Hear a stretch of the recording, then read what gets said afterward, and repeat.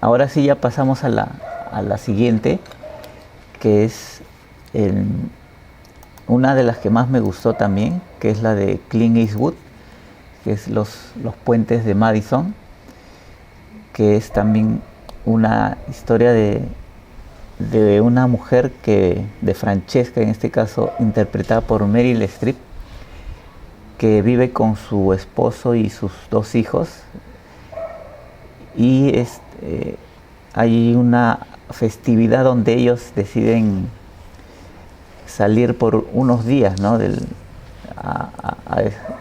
su casa, y se queda sola en casa Meryl Streep, y en ese momento por coincidencia llega un fotógrafo de National Geographic para hacer unas fotos de los puentes, ¿no?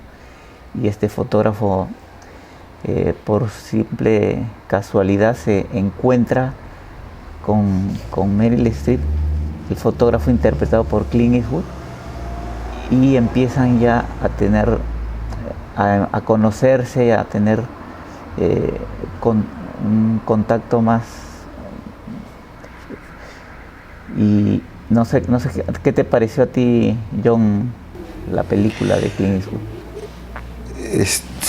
Sí me gustó, se deja ver.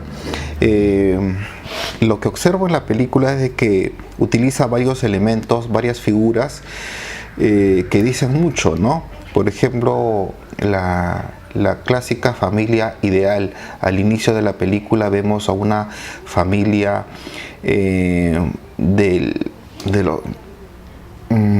está como que perdido en el centro de Estados Unidos, en una especie de granja, y representa una familia ideal, entre comillas, ¿no? La esposa cocinando, y a una hora determinada ingresan los dos hijos y el esposo, y ellos almuerzan sin decir nada, y la esposa allí sirviendo la comida.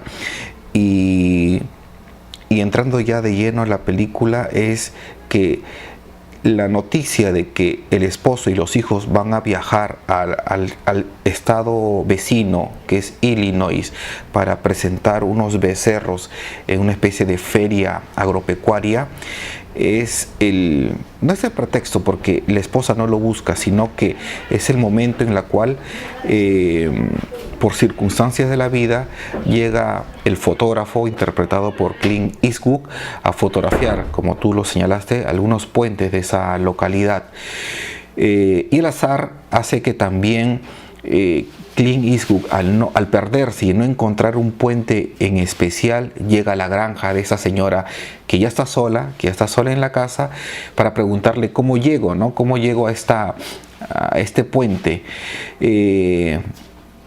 Y como te digo, hay varias figuras que aquí deseo mencionar, como que lo apacible, porque la apacibilidad, porque en un momento de la película, cuando llegan y ocurre un breve diálogo entre Clint Eastwood y Meryl Streep, Francesca, le dice: es un pueblo tranquilo, es un pueblo acogedor, pero nosotros sabemos por la información inicial que en la mente de Francesca lo apacible, lo acogedor es aburrido, porque vemos desde el inicio que la rutina que tiene, y que al parecer ha sido por toda su larga vida desde que fue casada, no es nada, digamos, adrenalítica, no es nada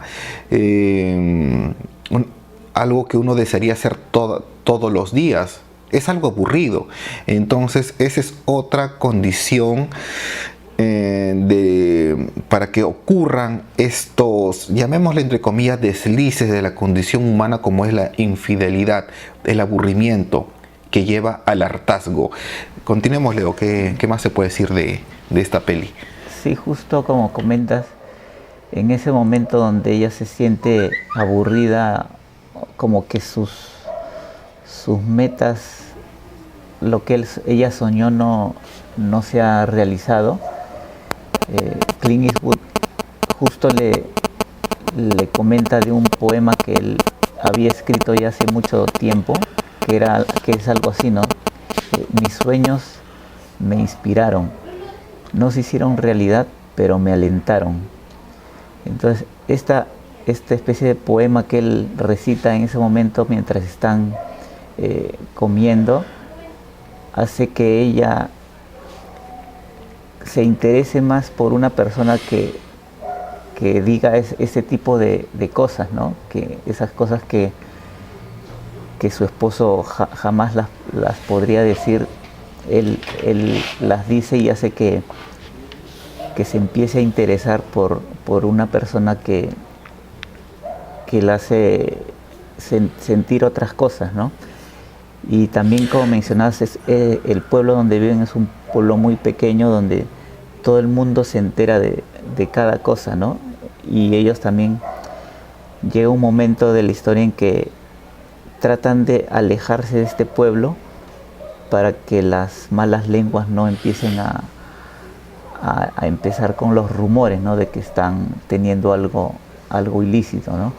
No sé qué te pareció a ti esta parte del pueblo, ¿no? Porque también hay una mujer, ¿no? Que es tildada cuando se encuentra en un bar, todo el mundo la mira porque saben que ella ha sido infiel, ¿no? con su esposo, ¿no? Sí, y Clint Eastwood es testigo de esto. Robert, creo que se llama en la película Clint, ¿no?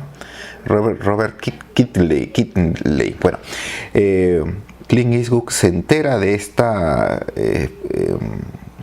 ¿cómo se le puede decir?, rechazo de la población hacia esta mujer, precisamente en un café, en una cafetería, y eso le hace cuestionar y a la vez proteger a su samaritana, a Francesca, quien le ayudó en un momento donde estaba perdido, y le dice: deseamos que paremos acá, no quiero perjudicarte, porque esa misma tarde parecía que se iban a encontrar en un punto de la ciudad. Entonces vemos pues a un amante preocupado, es un amante que sabe muy bien que el papel de la mujer, estamos hablando de la década de los 70s, ¿no? El papel de la mujer, o 60s, ahí está, la figura de la mujer es un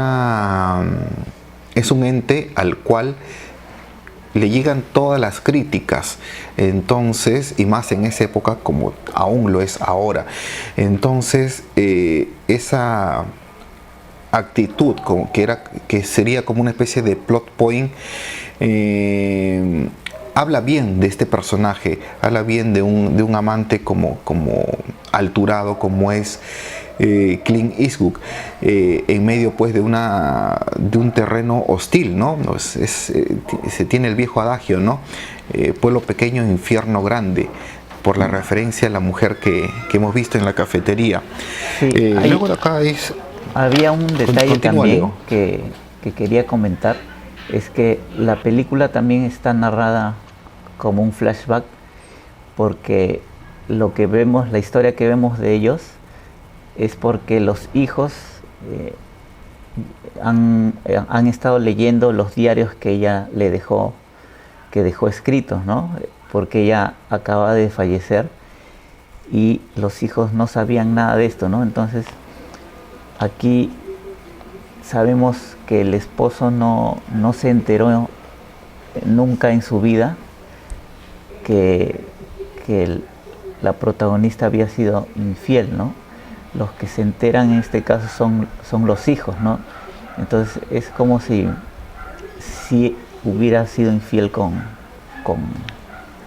ellos, con los hijos, y no tanto con el esposo, ¿no? Porque ellos son los que se sienten indignados, ¿no? Pero cuando van leyendo la historia, poco a poco se van dando cuenta de la relación que han tenido, de cómo ha sido el trato que ellos tuvieron, y se dan cuenta de que era lo que la mamá quiso vivir, lo vivió con una gran intensidad, y esto hace que ellos se convenzan de que no vale la pena guardarle ningún rencor a ella, sino quererla más, ¿no? Por lo que ella les cuenta con toda la sinceridad en estos diarios, ¿no?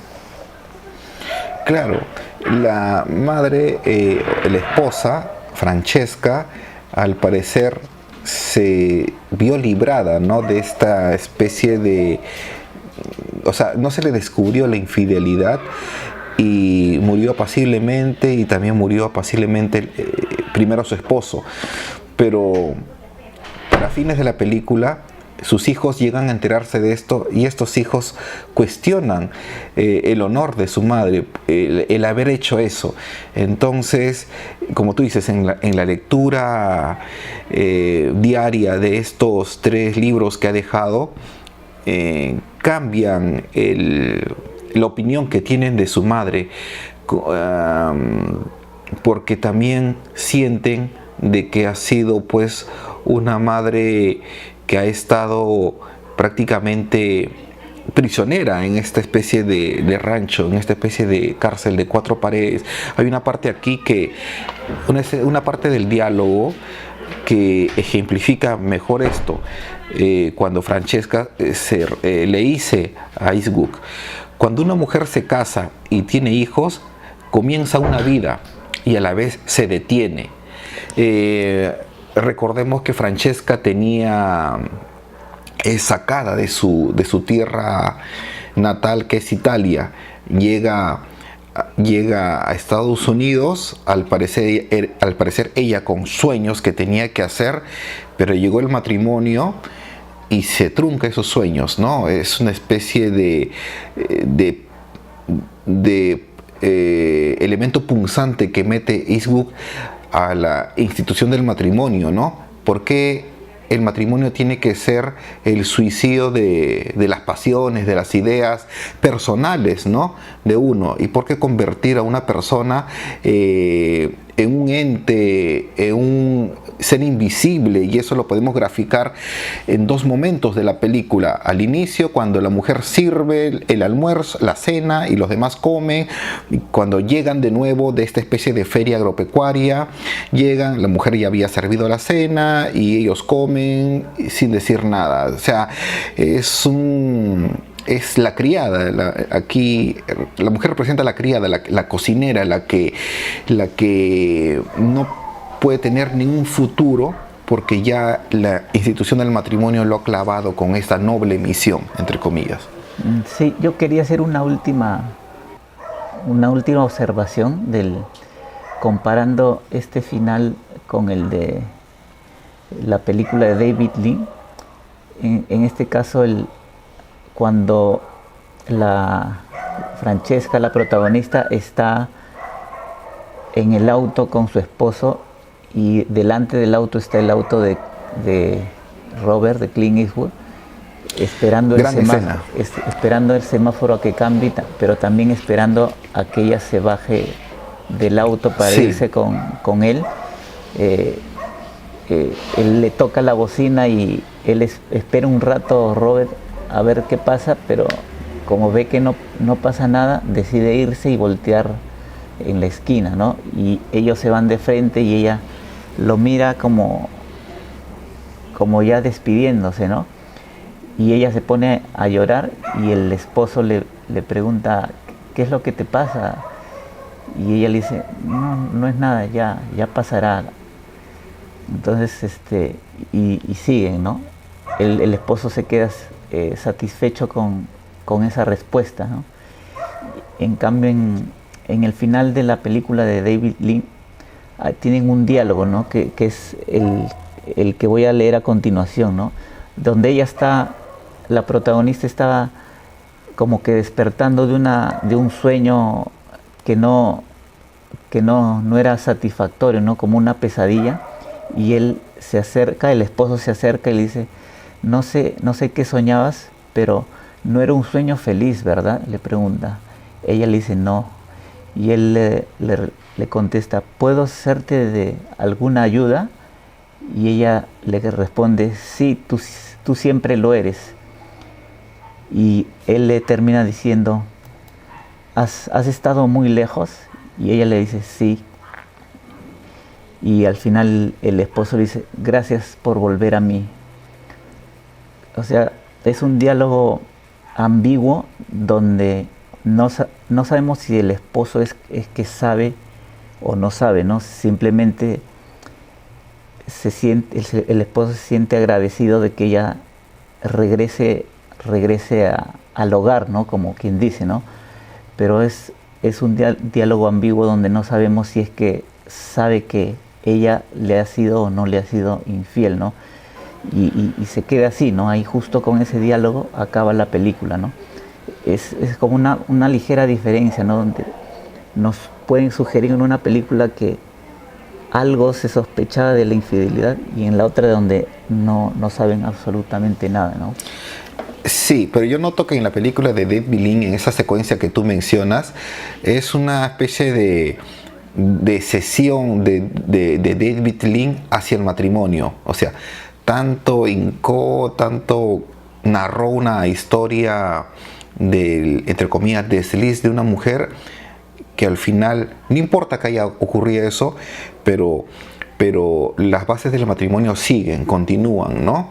No se ha deteriorado. Entonces es una especie de mujer, no importa que hayas hecho eso, pero has conservado los pilares sagrados del matrimonio y por eso te honramos y vuelve de nuevo hacia nosotros, ¿no? Algo así, pero también se puede prestar a múltiples interpretaciones.